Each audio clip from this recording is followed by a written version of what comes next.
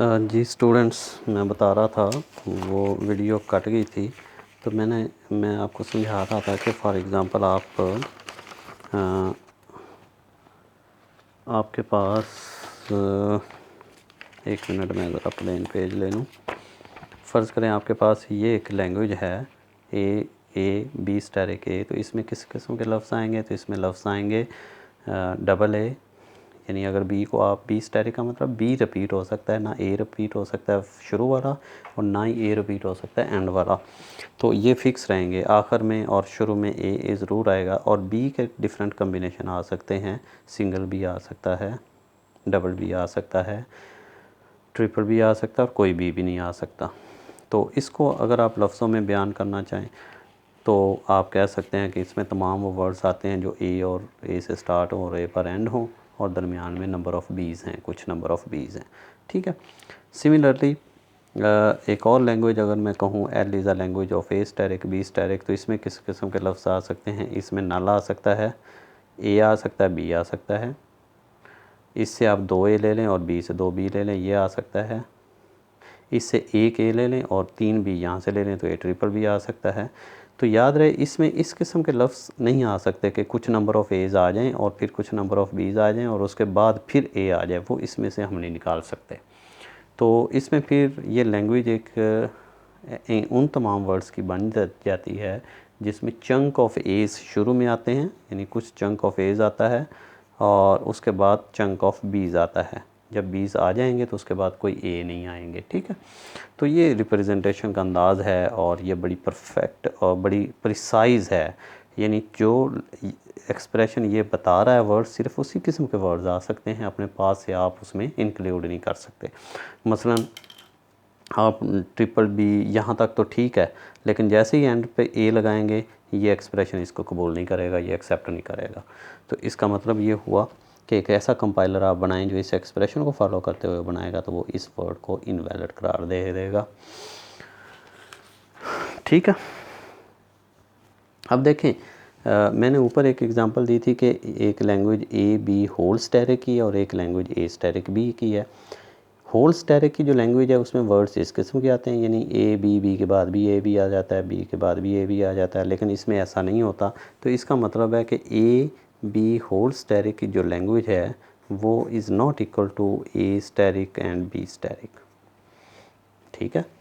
तो लैंग्वेज के केस में मैथमेटिकल जो फार्मूलाज़ हैं, मैथमेटिकल आइडेंटिटीज़ हैं, वो इसमें अप्लाई नहीं होती। मैथ के रूल से तो हमें पता है ना कि ए बी की पावर, फ़र्ज़ करें ए बी होल की पावर एन हो तो हम कहते हैं ए रेज़ पावर एन होती है, बी रेज़ पावर एन होती है। ठीक है। लेकिन लैंग्वेज के केस में ऐसा नहीं होता, क्योंकि लैंग्वेज के केस में स्पेल मैटर करते हैं, उसका वर्ड्स की अरेंजमेंट मैटर करती है। तो इसलिए A B whole static A static B static के इक्वल नहीं होता। तो आप याद रखें कि मैथ की जो आइडेंटिटीज़ हैं वो लैंग्वेज में अप्लाई नहीं होती। ठीक है। चलें, अब हम एक और एस्पेक्ट देखते हैं इस लैंग्वेज का, वो है प्लस ऑपरेटर के हवाले से। आपने पहले पढ़ा हुआ है कि प्लस का इस्तेमाल कैसे होता है। मैंने बताया था प्लस ऑपरेटर और स्टैटिक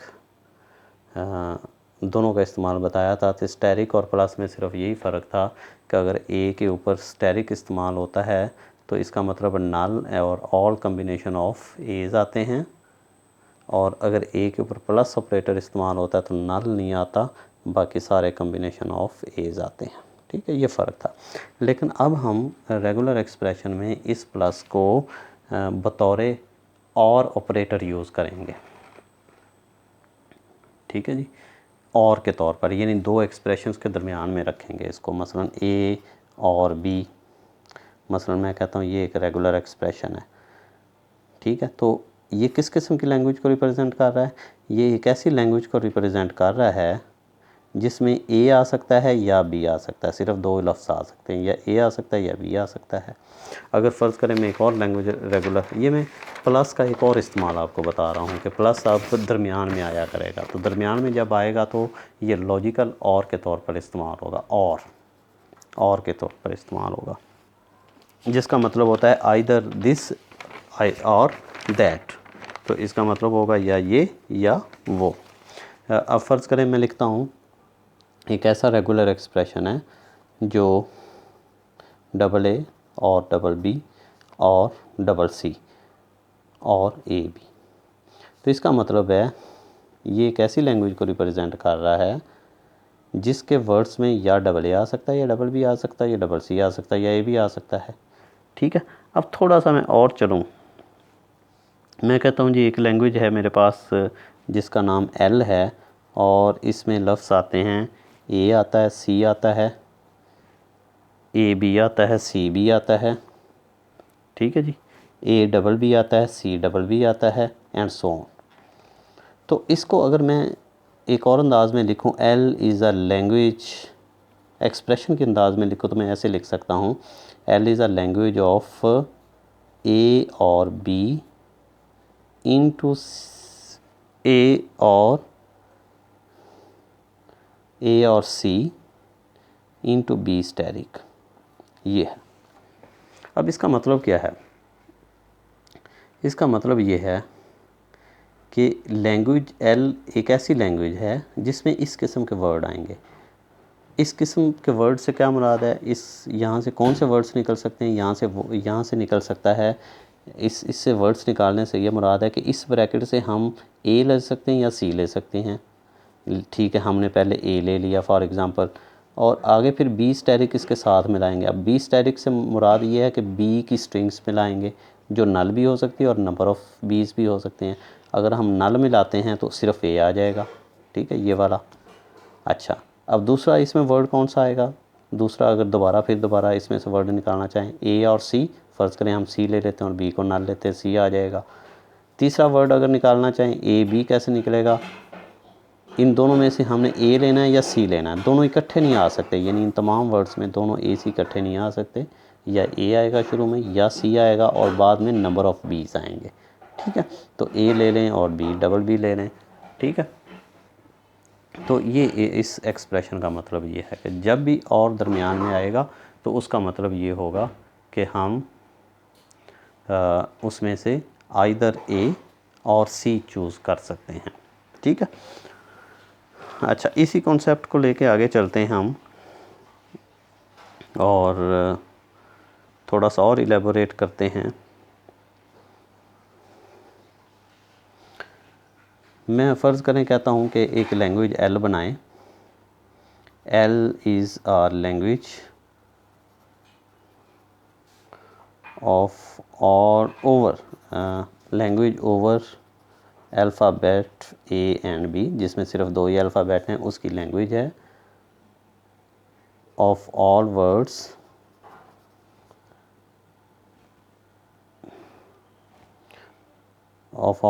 ऑफ एग्जैक्टली 3 वर्ड्स। कि एल एक ऐसी लैंग्वेज है जो ए और बी के ऊपर बनी हुई है और उसमें वो वाले वर्ड्स आते हैं जिनकी लेंथ सिर्फ 3 है, ठीक है, एग्जैक्टली 3 है। तो कौन से वर्ड्स आ सकते हैं? एक तो ट्रिपल ए आ सकता है, ट्रिपल बी आ सकता है, ए बी ए आ सकता है, ए डबल बी आ सकता है, ट्रिपल बी आ सकता है। यानी जितने भी 3 लेंथ वाले इन दोनों को मिला के बन सकते हैं वो लैंग्वेज एल का पार्ट होंगे, ठीक है। तो एक तो ये तरीका है इसको अगर यही लैंग्वेज, ये जो डिस्क्रिप्शन दी हुई है, मैं अगर आपको कहूँ कि इसका एक रेगुलर एक्सप्रेशन बनाएं तो आप कहेंगे कि एल जो है वो एक लैंग्वेज है। किसकी लैंग्वेज है? स्टार्ट वाला ए हो सकता है या बी भी हो सकता है।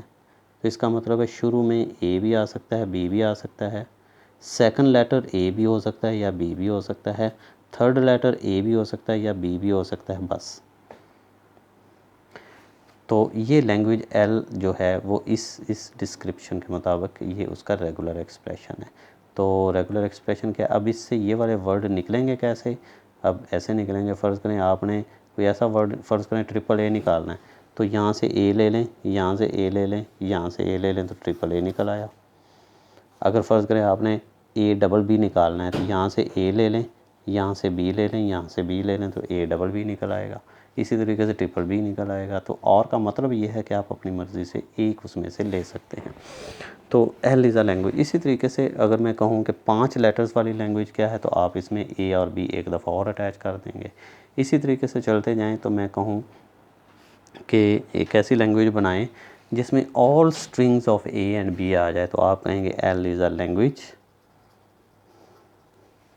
ऑफ ए और बी स्टैटिक। ठीक, अब इसका क्या मतलब है, ये बड़ा इंपॉर्टेंट एक्सप्रेशन है। इसका मतलब है कि ए और बी होल का स्टैटिक, इस पूरी ब्रैकेट को आप चाहें तो ना लें, यानी नल भी आ सकता है इसमें से, नल भी इसका एल इज़ इसकी लैंग्वेज का वर्ड जो है वो नल भी है। इस स्टैटिक का मतलब ये है कि इस पूरी ब्रैकेट को आप एक दफ़ा ले लें। जब एक दफ़ा लेंगे तो अंदर वाले में से सिर्फ आप एक चूज़ कर सकते हैं। अगर ए चूज़ करेंगे तो ए इसका लेटर हो सकता है, वैलिड वर्ड हो सकता है। इसी तरीके से आप इसको अगली दफ़ा फ़र्ज़ करें 2 दफ़ा लेते हैं, तो अगली दफ़ा आप बी ले लें, तो तमाम जो स्ट्रिंग्स हैं ए और बी की वो इसमें आ जाएंगी। तो अगर आप वेरीफाई करना चाहते हैं, मसलन मैं कहता हूँ कि आप बताएं कि ट्रिपल ए बी इस लैंग्वेज का पार्ट है या नहीं है, तो आप क्या करेंगे, इसको 3 दफ़ा लिख लेंगे। मसलन L is a language of A R B static है, तो इसका मतलब ये है कि एल को आप 3 दफ़ा लिख लें, ए आर बी एक दफ़ा, फिर लिखें ए आर बी, फिर लिखें ए आर बी और फिर लिखें ए आर बी।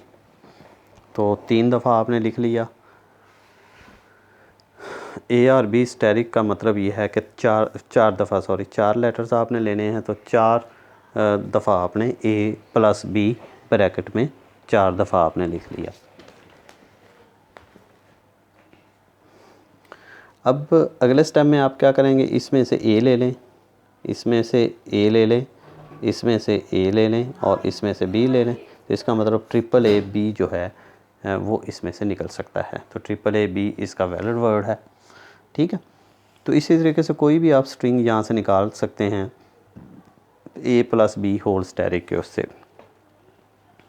ठीक है जी, तो ए प्लस बी एक बड़ी जेनेरिक किस्म का एक्सप्रेशन है और इसका मतलब है कोई भी आर्बिट्रेरी स्ट्रिंग ए और बी की, यानी अल्फ़ाबेट सेट ए और बी है, ए बी की कोई भी आर्बिट्रेरी स्ट्रिंग इससे निकल सकती है। यानी किसी तरतीब से भी निकल सकती है, चाहे शुरू में 10 ए चाहिए, बाद में बी चाहिए और बाद में फिर 10 ए चाहिए, आप निकाल सकते हैं। और कोई स्ट्रिंग ना भी लेना चाहें तो वो भी निकल सकती है, यानी इसको ना लें तो नल भी निकल सकता है। ठीक है, तो ये एक जेनेरिक किस्म की आपके पास आ जाती है स्ट्रिंग। अच्छा, इसी कॉन्सेप्ट को यूज़ करते हुए हम देखते हैं, एक एग्ज़ाम्पल करते हैं और उसको थोड़ा सा इलेबोरेट करने की कोशिश करते हैं।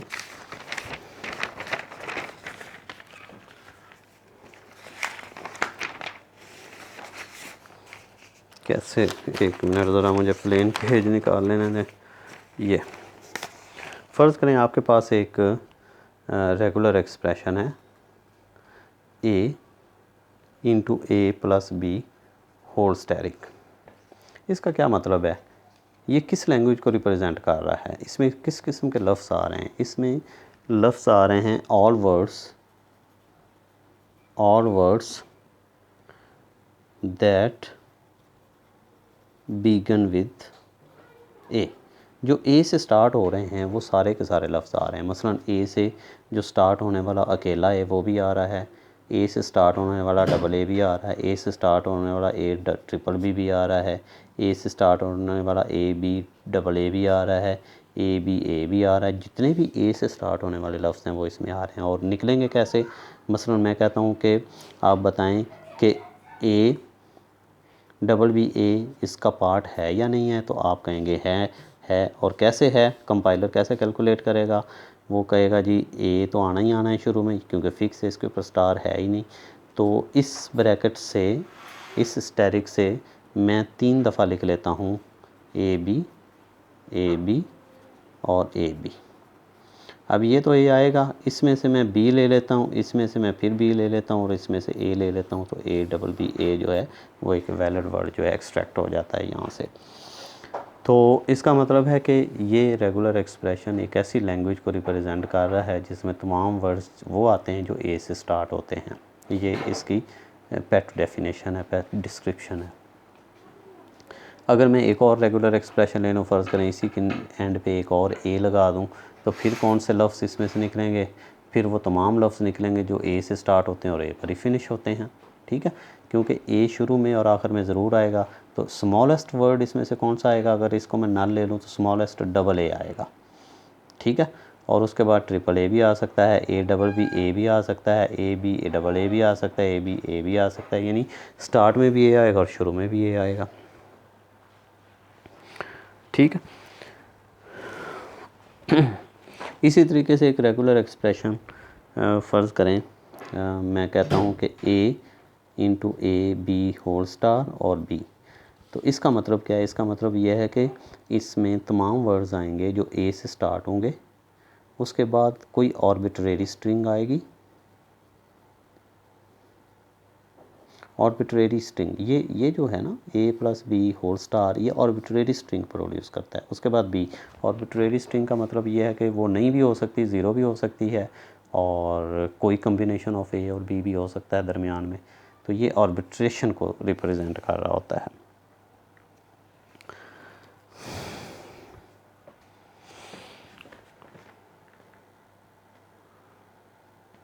सिमिलरली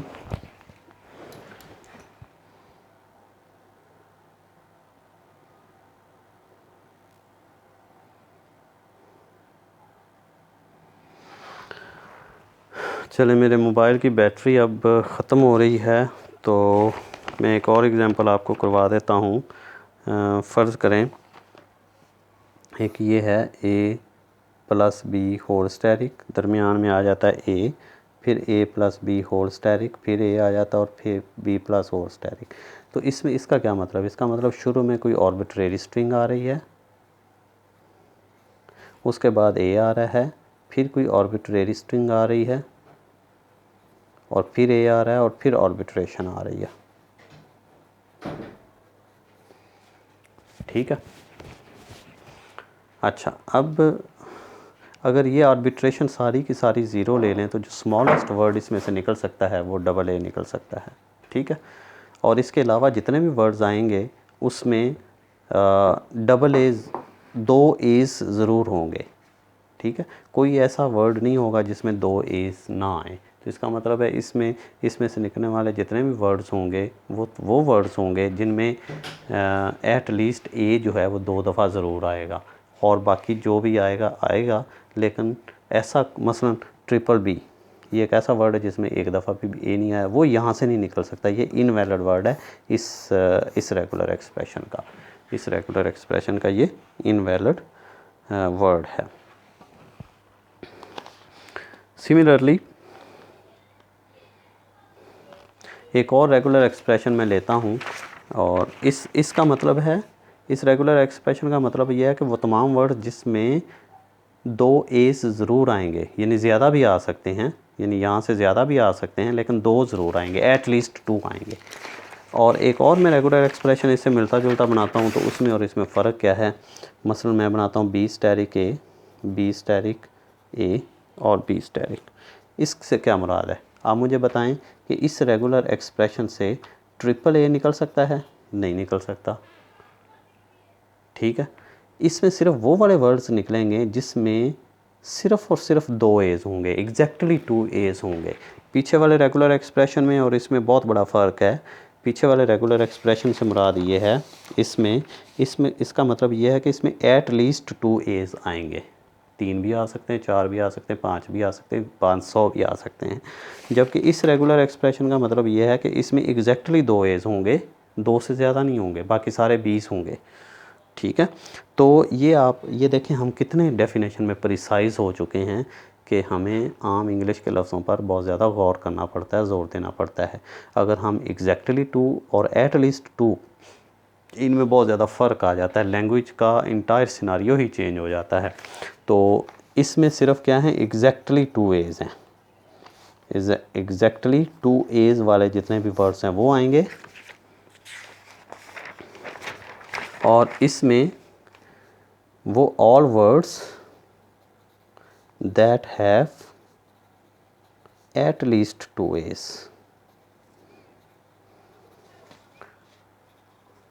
इसमें एट लीस्ट 2 A's ज़रूर होने चाहिए, जबकि दूसरे केस में एग्जैक्टली 2 A's होने चाहिए। तो ये डिफरेंस है।